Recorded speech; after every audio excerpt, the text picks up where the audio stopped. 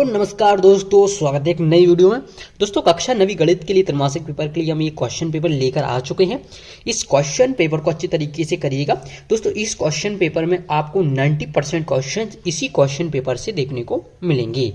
इस तरीके से अगर आप इस क्वेश्चन पेपर करते हैं तो काफ़ी अच्छे आपके नंबर आएंगे। तो अब जो 75 नंबर का आपका होने वाला है ये क्वेश्चन पेपर, उसमें से कम 50 से 60 नंबर का आपको इसमें से देखने को मिल सकता है। तो इसके लिए आपको क्या करना होगा, इस वीडियो को अंत तक देखना होगा। बताए गए सभी प्रश्नों को आपको अच्छी तरीके से करना होगा। ये मैं किस वजह से बोल रहा हूँ मैं आपको अभी बताऊंगा वीडियो के अंत में, ठीक है। तक अगर आप इस वीडियो में अंत तक बने रहेंगे तो आपको काफ़ी अच्छा नॉलेज देखने को मिलेगा और आप काफ़ी अच्छे प्रश्न अटेंड भी कर पाओगे एग्जाम में, ठीक है।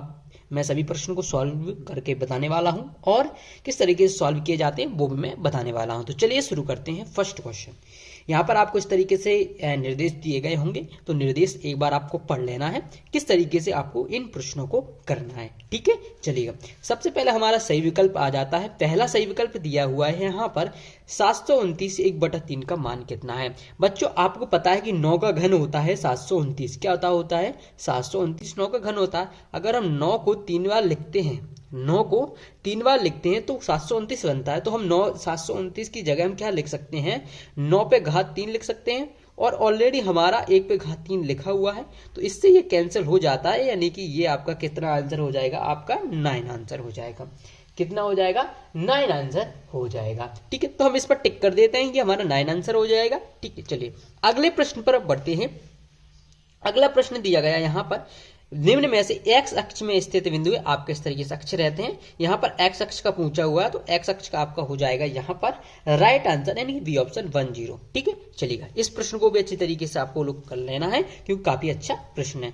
वीडियो को लाइक अवश्य कर दीजिएगा और चैनल को सब्सक्राइब भी कर दीजिएगा। चलिएगा अगले प्रश्न पर बढ़ते हैं। अगला प्रश्न दिया गया है कि एक परमेय तथा एक अपरमेय संख्या का योगफल या अंतर एक संख्या होती है। देखिए जब भी कोई भी अगर अपरमेय संख्या है या फिर एक परमेय और अपरमेय संख्या में योगफल और अंतर करोगे तो हमेशा वो अपरमेय ही संख्या आएगी। आप करके देखना परमेय और अपरमेय में, ठीक है। चलिएगा, ये बी ऑप्शन हो गया, ठीक है, राइट आंसर हो जाएगा।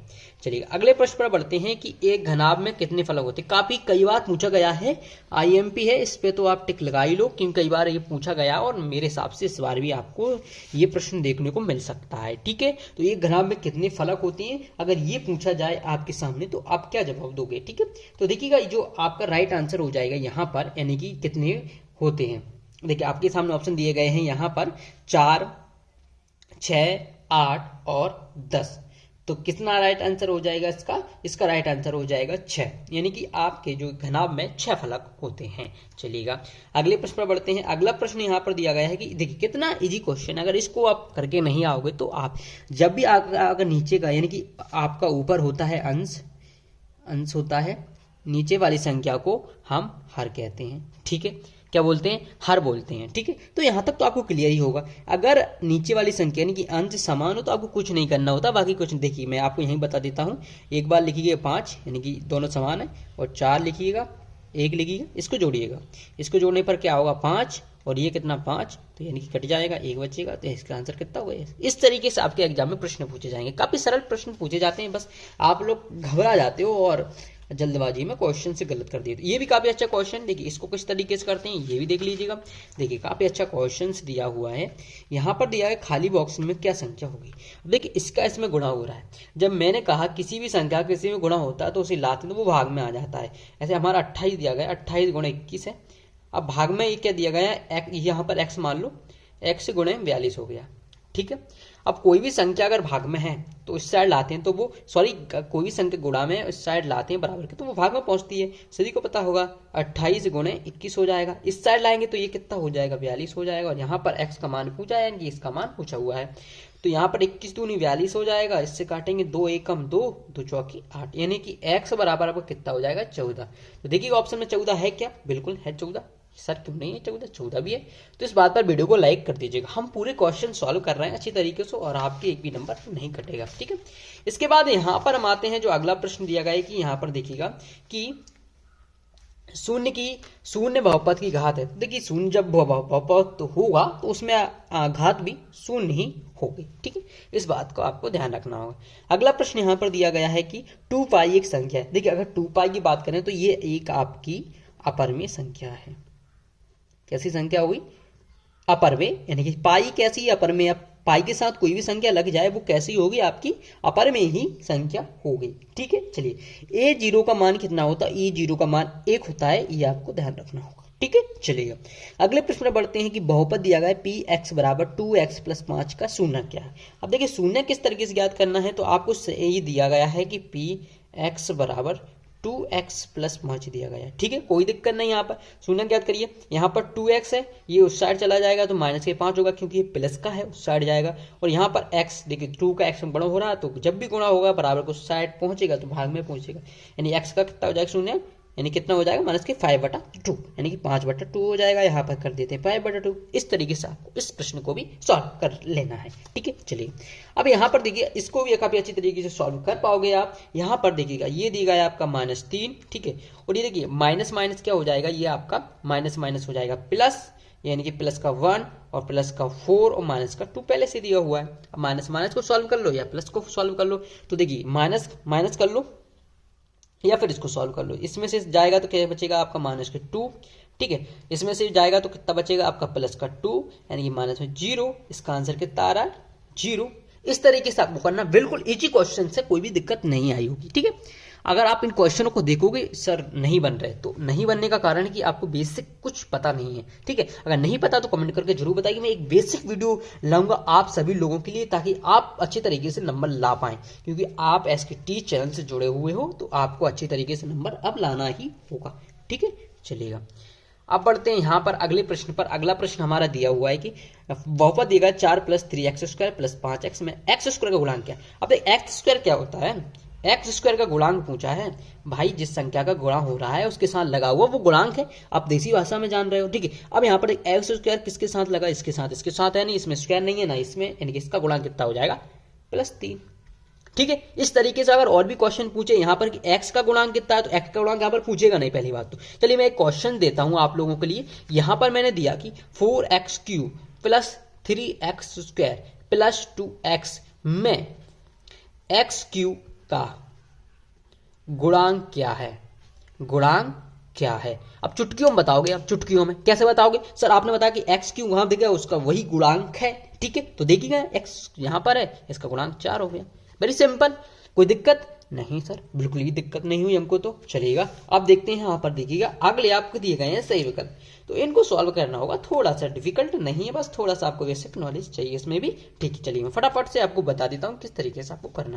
पहला दिया गया कि -1.40 + 1.25 -0.85। तब इसको आप जोड़ घटाना करोगे तो इसका राइट आंसर कितना होगा? इसका राइट आंसर होगा, देखिएगा इसका राइट आंसर होगा -1, यानी कि इसका मैं यहाँ पर कर देता हूँ फर्स्ट। ठीक है, चलिएगा अगला देखिए 6 में माइनस के 216 का भाग दोगे तो कौन सी संख्या आएगी? तो देखिए जैसे ही आप इसमें भाग दोगे, देखिएगा हम यहाँ पर आपको भाग करके बता देते हैं ताकि आपको थोड़ा सा यहाँ पर कंफ्यूज ना हो। यानी कि 216 दिया हुआ है, इसमें भाग देना है किसका? 6 का। तो चलिए दे लेते हैं 6 का भाग, यानी कि कितने बार 6 दिया? 18 बार गया। ठीक है, कितना बचेगा यहाँ पर? 3 बचेगा, ये 6 हो गए। ठीक है, कितने हो जाएंगे? 6। अब 6 छक्का 36, कितना होगा? 36, 0, यानी कि 36 आएगा। तो माइनस का भी है तो माइनस का भी जाएगा, यानी कि यह हो गया आपका सेकंड।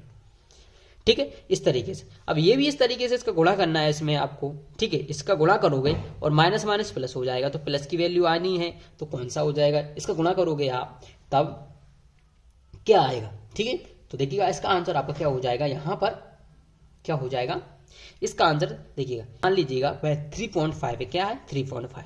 3.5 का दुगना करोगे तो क्या हो जाएगा? यानी कि 3 3.5 को दुगना करोगे तो कितना हो जाएगा? 7। वैसे ही हो जाएगा। अब दो गुणा करोगे, ठीक है, तो ये क्या हो गया? 3, तीसरे का। ठीक है, चलिए अगला चौथा दिया गया है। अगला चौथा है कि यहाँ पर 36.5 में -5, इसका पहले इसमें इंटू करना है और इसके बाद गुणा करना है। इस टाइप से आपको देखने को मिलेंगे। तो इसका आंसर क्या हो जाएगा आपके सामने? देखिए इसमें अगर एक क्वेश्चन में आपने थोड़ी सी मिस्टेक की और आपका आंसर गलत हो जाएगा। इसका राइट आंसर हो जाएगा आपका डी ऑप्शन। क्या हो जाएगा? डी ऑप्शन, ये वाला, यानी कि यहाँ पर लिखता हूँ मैं IV।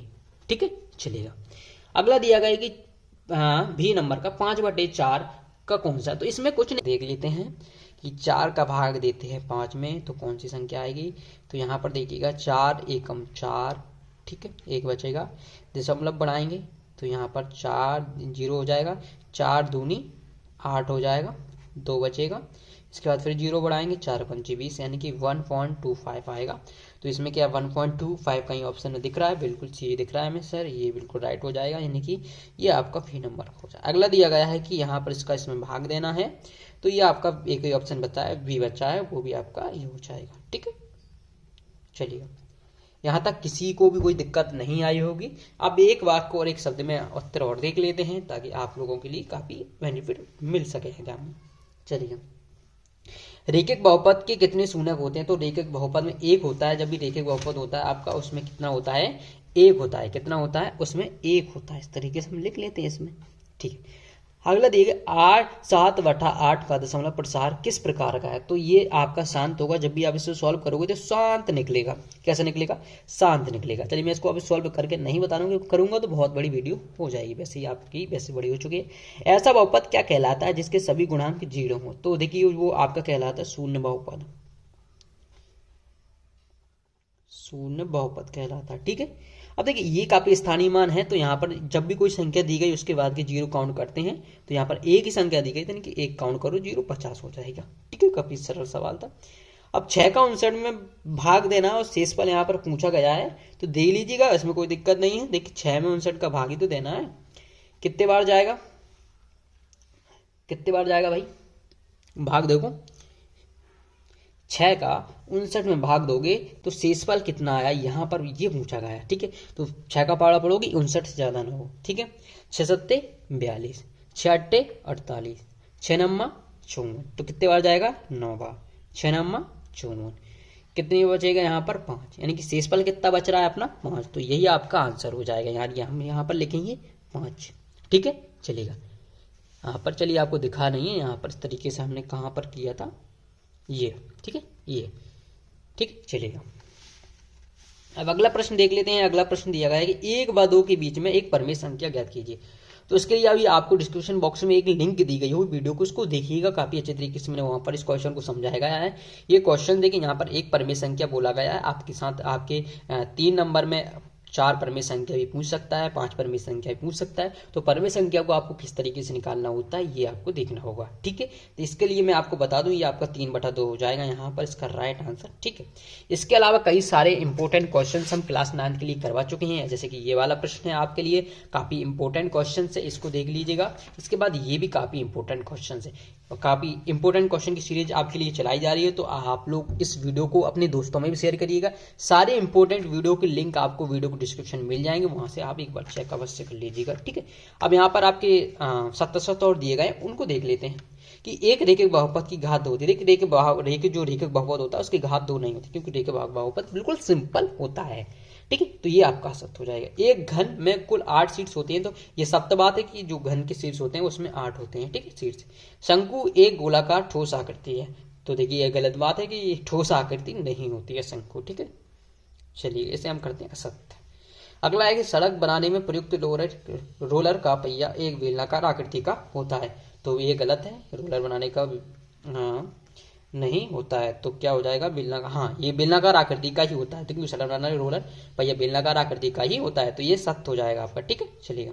अगला है कि प्रत्येक बहुपद एक द्विपद होता है। देखिए ये डिफेंड नहीं करता कि द्विपद ही होगा, तो कुछ भी हो सकता है। 3 घात का होता है, 4 घात का भी हो सकता है, तो इसलिए ये असत्य हो जाएगी। ठीक है, चलिए अगला देखते हैं। यहाँ पर अगला दिया गया है कि -5 -2 से छोटी किंतु -8 से बड़ी है, तो ये आपका कैसा हो जाएगा? सत्य हो जाएगा। ठीक है, चलिए इस तरीके से अगली वीडियो में हम आपको क्वेश्चन से बताने वाले किस तरीके से क्वेश्चन को आपको अटेंड करना है और कौन कौन से क्वेश्चन इस बार आने वाले हैं, तो उन प्रश्नों को भी आपको करके जाना है।